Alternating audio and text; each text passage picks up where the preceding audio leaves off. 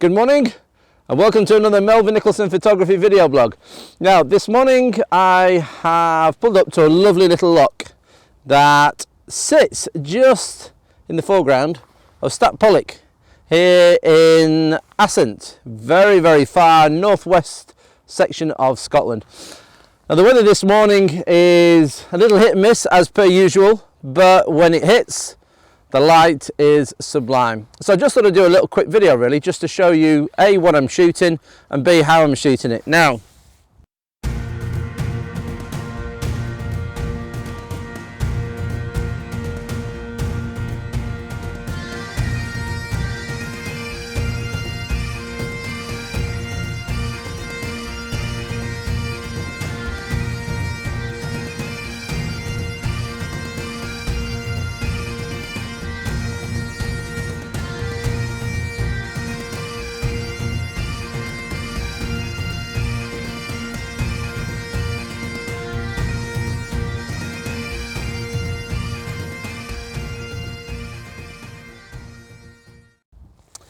I've decided to use this morning a tilt shift Canon 24mm lens, and the reason for that is that I want to do a panorama of this scene here.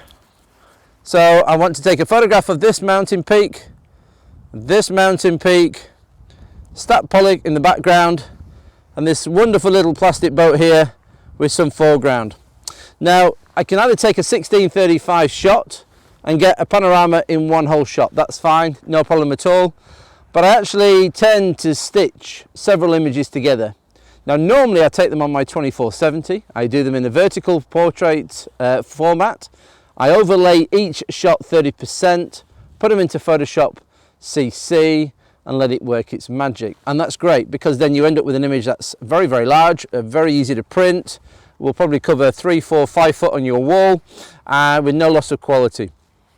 But of course on normal tripods, when you take your shot and you pan around, you're obviously getting slight distortion. So to counteract that, I'm using a tilt shift lens. Now for those of you who don't really know what a tilt shift lens is, this is it. Now it's quite a clever little piece of kit, and basically it allows you to tilt and it allows you to shift. So what we've done here is we've set up a portrait shot here. And if you notice here, I bring it onto live view, lighten it up so that you can actually see what I'm doing. And what I've done is I've actually pushed the shift over to the far left, and using a little screw knob underneath, if I was to turn that, you can see the image moving to the right. And if you were to see it from the front, you will actually see the whole lens moving. The camera doesn't move, but the lens does, and the lens will move left and right or up and down depending on whether you're shooting the lens that way or that way, because you can turn it 90 degrees and you can either shoot it one way or the other. It's a very clever piece of kit, about £1,600–1,700 to buy. A lot of architects use them to shoot buildings without converging verticals. If you shoot a building head on and you're looking up at the building, then obviously your verticals tend to lean in. So they tend to use these in order to correct that particular problem. But they can be very useful in the landscape as well. So what I have here is, if I show you here, I have 3 images that I already take. I've already taken them. Apologies if you can't see too clearly. That's image number 1, furthest left, number 2 in the middle, and number 3, Stadt Pollak in the background. And what I'll do is I'll stitch them together in Photoshop, and we'll see how it looks and we'll get it edited. So that's really what I'm doing this morning, and of course we've got to wait for the light. Now as we look here, we've got light on this peak here, we've got it on Stadt Pollak in the background, but nothing on this one here.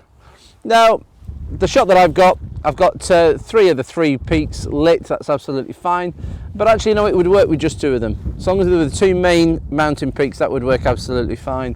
But I can't tell you whilst I'm recording the name of this loch, but I'll put it in the description. But the whole area is absolutely magnificent. Assynt, it's a place I've been wanting to come to for years. Finally I have. Aim to run a workshop here October next year because the colours are amazing. Oranges, reds, greens, yellows, you name it, it's here. Rainbows, when it is wet, rainbows are plenty. I mean, rainbows tend to follow me around anyway, but absolutely magnificent. And the thing I like about Scotland in particular, but actually Assynt even more so, is that the mountains tend to be isolated. Not like in the Lake District potentially where you've got one mountain that rolls onto another. That's absolutely fine, with the exception of maybe Langdale Pikes or something like that. But here, all of your peaks are isolated, and as a result, you can obviously set them up in your composition absolutely beautifully, and they form a much more dramatic scene than say they do in the Lake District. So, and the light that plays here, I mean, look at Stat Pollock in the background. I'm not sure if you can see it with the camera, but here, absolutely wonderful, fantastic. I mean, the light just dances across the rocky outcrop section of the mountain, but just a beautiful place to be. And if you've never been far northwestern section of Scotland, then you really must. It's remote, not as remote as say Harris or Lewis. You have to get a ferry to go over to that 2.5 hour ferry. I'll be there next month running a workshop. But in as far as Scotland goes, you know, you've got your Glencoe, you've got your Skye, which are obviously much busier because they're much more easily attainable. But this actually isn't that much further on from Skye. If you head up past Ullapool, and it's you know, but it's beautiful and quiet. I mean, now we did see a workshop yesterday, but other than that, you see the odd photographer, but you know, we're not fighting them off at any of the big locations. And the thing is, there are probably a handful of big locations. Clactol Beach being one of them, but to be honest with you, it's one of these places that you'll simply drive and you'll have your ideas, and you'll have your little places in mind, your little car park here, your little lay-by there, but in the main you're chasing the light. And obviously at a certain time of the day, you know roughly where to go. It's just a case of just driving around and then stopping and getting out and making the most of this particular scene or a particular mountain. So so it's well worth coming up and well worth shooting. But I'll edit this picture rather, and I'll put it in at the end of the video, and you can have a look at exactly what I've got. And if you've got any questions, ask them underneath, and don't forget to subscribe somewhere around about here. But otherwise, thanks for watching. Until next time, keep shooting, keep smiling. Bye bye for now.